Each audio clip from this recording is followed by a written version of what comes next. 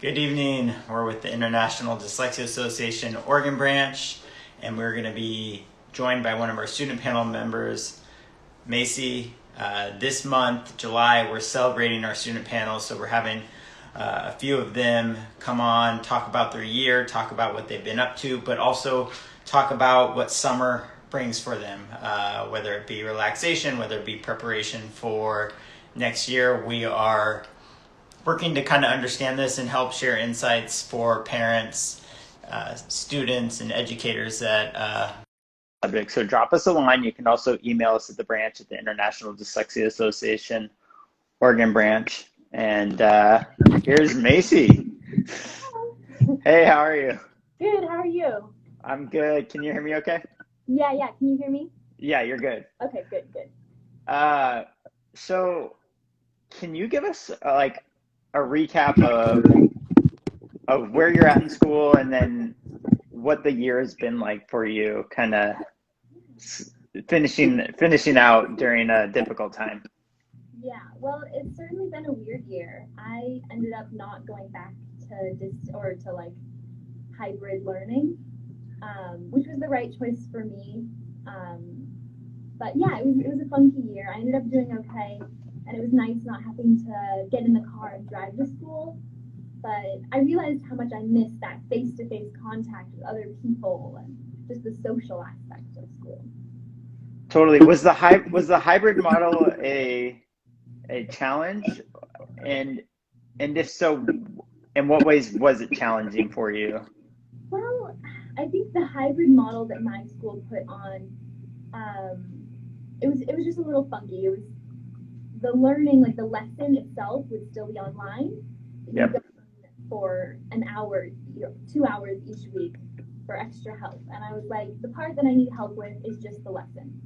I just want to hear it. I want questions in the moment. But if it's going to be, a week later that I'm going in, I'm going to forget all my questions. So that totally makes sense. And I feel like we're hearing that a lot from students. Is it's kind of like that middle ground of the hybrid model of half in and half being at school was a challenge. What was it like just staying home and doing school? Like, what did you find? Did you learn anything about yourself, or did you learn anything that was helpful to your educational process? I think I learned that it's helpful for me to have flexibility on things. Like if I'm in a distracted mood, it's just going to be hard for me to sit down and focus and do this assignment right now. But if I can do it at any point throughout the day, I'll find time. But when I'm more ready for it, and I think that was helpful. I think that makes sense, and I think that's also good for parents and educators to hear, because so often we don't know what success looks like for a student. But if we can set the constraints so that there's focused time and energy on one assignment at a time, and then getting help with that assignment before waiting a week and then getting assistance, I think that can definitely help educators as they start to thinking about plans and how to support the dyslexia community, especially because I think the impact on the dyslexia community is so much greater than maybe your average student. So I think that's important to identify. Going into summer, what does that look like for you? Well, I think summer's kind of a rest period for me. Okay. I have a lot of friends who are going off and getting jobs and working, but that's not totally on my list at this point. Yeah, I think it's just a good time to kind of catch up on some sleep and get ready for next year. Totally. I've been talking to students throughout this month about, what does that period look like for you, like rest or like getting out of the routine of maybe just school on top of school, because we know that our dyslexic students are spending so much time in the classroom, and then outside of the classroom, the hours do add up. So what does a break look like for you? Like if you can just like, is it getting outside? Is it being in the outdoors? Like what are some of the things that you enjoy doing outside of school?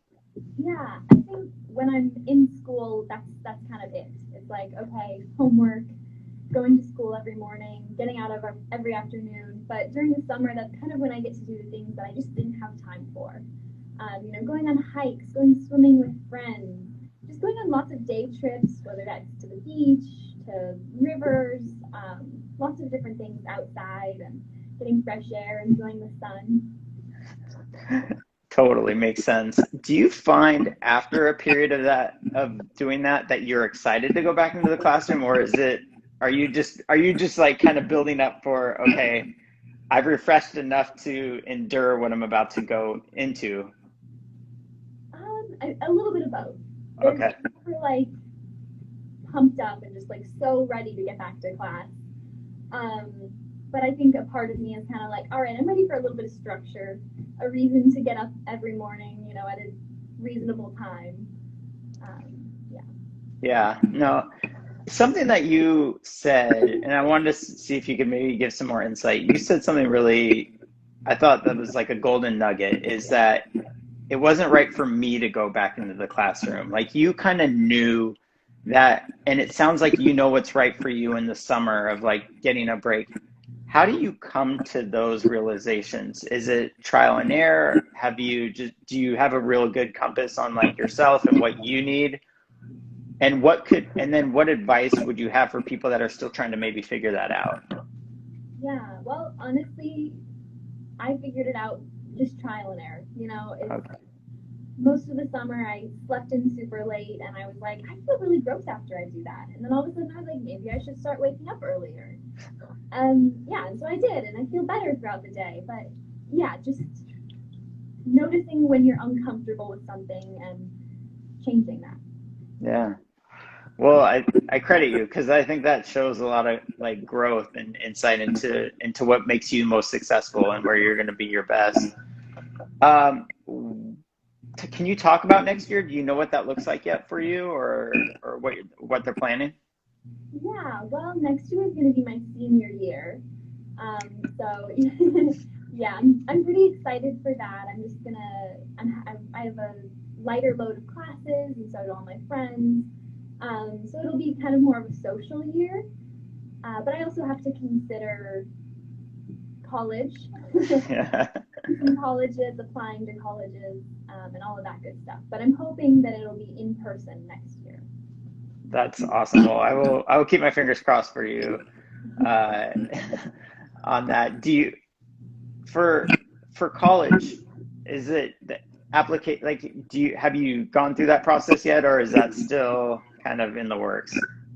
Yeah, well, because of COVID, I wasn't actually able to tour any colleges until now. So I'm kind of still deciding where I'm going to fit in best. Gotcha. So I haven't totally looked into applying yet, but Okay. it's on the horizon. All right. Well, keep it on your hat. That'll be a good follow up interview to do once you kind of start making decisions. Um, if if I were to ask you to talk about your experience on the student panel and what that's meant for you, because you've been such an advocate over the last years. Like, what is that program about, and what is your role in it, so people could understand? Yeah, well, I think there's a lot of different aspects of the student panel because when I first joined, I was in the 8th grade and I knew nobody on the panel and I was super nervous. And I remember going on this field trip with everyone, and it was just everyone was so inviting. And we were all laughing about our dyslexia and things that happen and all our little anecdotes. And for the first time, I kind of felt like, oh my gosh, this is my place. Like all these people, they understand completely what I've been going through my entire life. Another aspect, kind of building off of that, is that then I get to share that experience with others. I get to do things like this to say, yeah, you're not alone, and your experiences are valid, and so many people have had similar things. Yeah, I noticed there's that collective energy when the students come together, and you can just see the interaction. It's almost like you finally found this tribe that's all experiencing similar aspects of the classroom or what of those hardships or sharing stories. And then what I think's really special about the group, and I've seen you do this and I've seen other members do this, is when someone new comes around or and you just kind of and bring them in as if they had been there the whole time. And I think that's something that's really special, and it just shows the inclusivity of the group. And that the other thing I wanted you to talk about it maybe is just the outreach to other people, even if it's just like throwing somebody a wristband in an envelope when you hear a story and what that means to you, just through some of the work that through Shelby and yourself and the other students. Yeah, I think just connecting with other people is really important to the panel. Yeah. Yeah, it's been a little funky through COVID, not being able to see the face to face and to answer the questions that I want to answer. But yeah, when we do get to sit in front of a bunch of people and talk about our stories, and then afterwards, I think is my favorite part when people just get to ask questions one on one. Yeah. So those one-on-one experiences really mean a lot. Well, I commend you for all the work you're doing, as well as the other students. It's awesome, and I know COVID prevented some challenges for the in person, but even still, you can see the work that you're doing through doing these types of interviews or the Zoom meetings that you all do like once a month. I think it's really special. So I commend you because it's not easy.